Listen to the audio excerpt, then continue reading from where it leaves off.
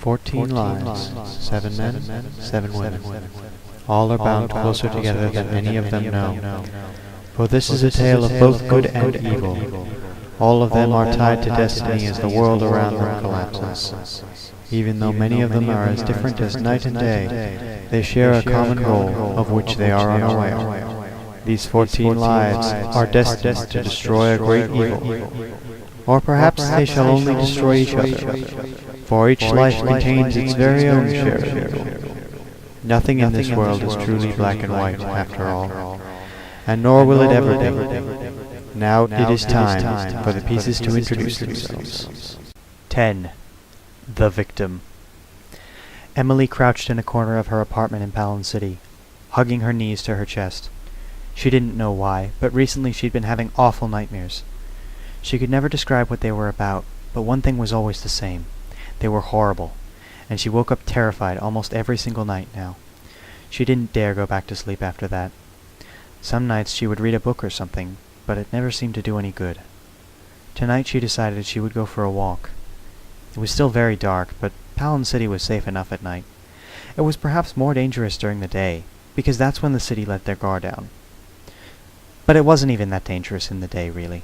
Palin City was a peaceful place in general, or so Emily thought. She put on her jacket and walked outside. It was a warm night, too, which made her walk even better. She began to sing softly to herself as she walked. It was a soothing song about the moon, one of her favorites. As she sang, she felt the desire to look at the moon. Tonight was a full moon, she reminded herself. But that's when she saw it. There was a face on the moon, and not the kind of face like the sort one hears of in fairy tales. It smiled at her slightly insanely, as if it wanted to hurt her. She shook her head, and the grinning moon was no longer there. Instead, it was simply the moon, as she had known it all her life, as pale and as beautiful as ever. She was just tired, Emily thought herself. She hadn't gotten much sleep in the last few days. "Miss, is everything all right?" One of the night watchmen had approached her.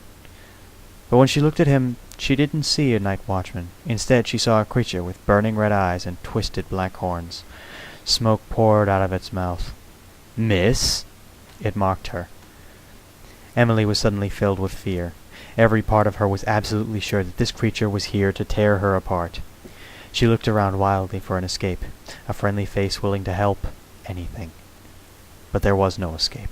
She couldn't run. But she did run. She ran towards the creature of night, and somehow she knocked it over. Emily kept throwing punch after punch at the creature, until it ceased moving. It couldn't hurt her anymore.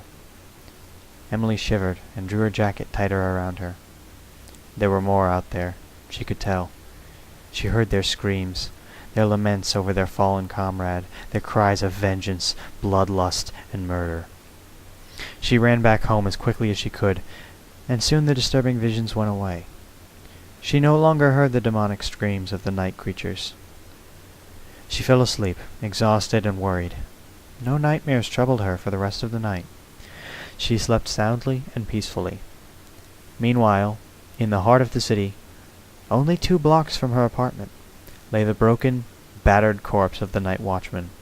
No horns and no smoke. Just a broken human.